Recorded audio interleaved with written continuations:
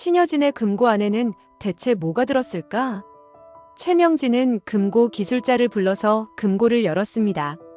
최명진은 큰 기대를 하고 금고를 열었는데 그 안에는 그림 한 장이 있었습니다. 최명진은 처음에는 실망했지만 이 그림에 무언가 의미가 있다는 생각으로 조사를 해보는데요. 최명진은 그 그림에 손을 댄 것은 그녀의 인생에서 최악의 실수가 될 것입니다. 대체 왜 최명진은 그 그림 때문에 감옥에 가게 될까요? 통쾌하고 속 시원한 이야기를 말씀드리겠습니다. 신여진은 유진이가 그린 그림을 손에 들고 눈물을 멈출 수 없었습니다. 그들의 얼굴에서 전해지는 밝은 에너지는 보는 이로 하여금 마음 한구석이 따뜻해지게 만들었습니다. 그 옆에는 하나와 두나라는 이름이 나란히 적혀 있었습니다. 신여진은 결국 충격적인 사실을 알게 되었습니다. 회사 직원인 구하나가 유진이의 친구였다는 것입니다. 구하나라는 이름은 신여진에게 낯설지 않았습니다. 유진이의 그림에서 보았던 바로 그 하나라는 이름이었기 때문입니다. 신여진은 구하나를 사무실로 불렀습니다. 그녀의 마음은 묵직한 감정으로 뒤섞여 있었지만 최대한 차분한 목소리로 구하나에게 물었습니다. 혹시 유진이를 알았어요? 구하나는 잠시 멈칫하며 신중히 신여진의 눈을 바라보았습니다. 네, 회장님. 두나는 제 가장 소중한 친구였습니다. 그 말에 신여진의 눈가에는 다시금 눈물이 맺혔습니다. 그녀는 억누르려 했던 감정을 더 이상 감출 수 없었습니다. 유진이가 어떤 아이였나요? 그 애는... 신여진의 목소리는 떨리고 있었습니다. 구하나는 조용히 미소를 지으며 대답했습니다. 유진이는 항상 주변 사람들을 먼저 생각하는 아이였어요. 자신의 행복보다 남의 행복을 더 중요하게 여겼죠. 그래서 모두가 유진이를 좋아했습니다. 구하나의 말은 신여진의 마음 깊은 곳에 새겨졌습니다. 그녀는 딸이 얼마나 훌륭한 사람이었는지를 새삼 깨달으며 복잡한 감정에 휩싸였습니다. 하지만 그런 감정도 잠시 그녀는 그림이 단순한 유품 이상의 의미를 가지고 있음을 직감했습니다. 그래서 그녀는 이 그림을 절대로 누구에게도 보여서는 안 되겠다고 결심하고 자신의 금고에 그림을 보관하기로 했습니다. 한편 신여진이 무언가 금고에 넣었다는 사실은 최명지와 그녀의 딸 윤세영에게도 전해졌습니다. 이 소식은 마치 폭탄처럼 그녀들의 평온했던 일상을 산산이 깨뜨렸습니다. 최명진은 깊게 찌푸린 얼굴로 고급스럽게 장식된 거실을 서성거리고 있었습니다. 그녀의 손에는 휴대전화가 쥐어져 있었고 화면에는 신여진의 사진과 함께 간략한 메모가 적혀 있었습니다. 도대체 금고 안에 뭐를 넣어놨을까? 최명진은 낮은 목소리로 혼잣말을 했습니다. 소파에 앉아있던 윤세영은 안절부절 못하며 어머니를 바라보고 있었습니다. 엄마, 그게 정말 우리에게 위협이 될까요? 너무 걱정하는 거 아니에요? 최명진은 윤세영을 날카롭게 쳐다보며 단호한 목소리로 대답했습니다. 세영아, 세상에서 가장 위험한 게 뭔지 알아? 바로 비밀이야. 그 금고 속에 우리 비밀이 담겨 있다면 신여진은 그걸 이용해서 우리를 무너뜨리려 할 거야. 그리고 그걸 막으려면 우리가 먼저 움직여야 해. 윤세영은 불안한 얼굴로 물었습니다.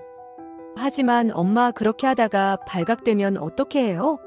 신여진이 이런 걸 예상하고 일부러 함정을 파놓은 걸 수도 있잖아요. 최명진은 딸의 말을 무시하듯 코웃음을 치며 차갑게 대답했습니다. 발각되기 전에 끝내면 돼.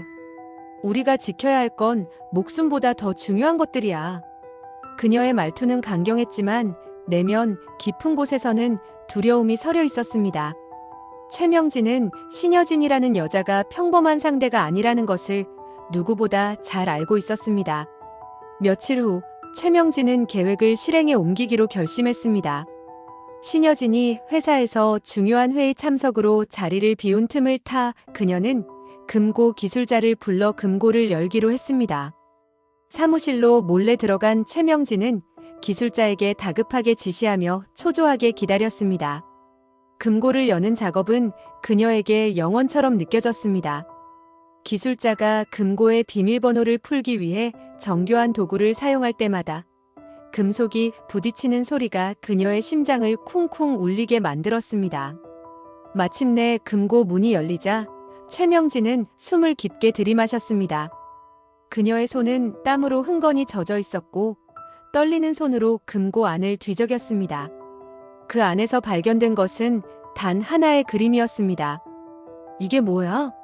겨우 이런 걸 금고에 넣어뒀다고? 최명진은 실망한 듯 비웃으며 그림을 들어 올렸습니다. 그러나 그림 속 세부적인 묘사를 자세히 들여다본 순간 그녀의 표정이 서서히 굳어졌습니다. 그녀의 눈에 들어온 것은 하나와 두나라는 이름이었습니다. 그 이름은 그녀가 결코 무시할 수 없는 것이었고 그녀의 마음 깊은 곳을 뒤흔들었습니다. 설마 이 이름들 유진이와 관련 있는 거야? 그녀는 혼잣말을 하며 그림을 뚫어지게 바라보았습니다. 그 순간 최명진은 그림의 출처를 알아내야겠다는 결심을 했습니다. 그림 속에 그려진 배경은 보육원의 흔적을 보여주고 있었습니다. 그녀는 서둘러 유진이가 머물렀던 보육원으로 향했습니다. 보육원 근처에 도착한 최명진은 차 안에서 초조하게 주변을 살폈습니다. 그녀의 시선은 끝없이 움직였고 손끝은 그림을 쥐고 있는 가방 끈을 조이며 떨리고 있었습니다. 신여진이 정말 이런 데까지 신경을 쓸까? 아니, 그럴 리 없어.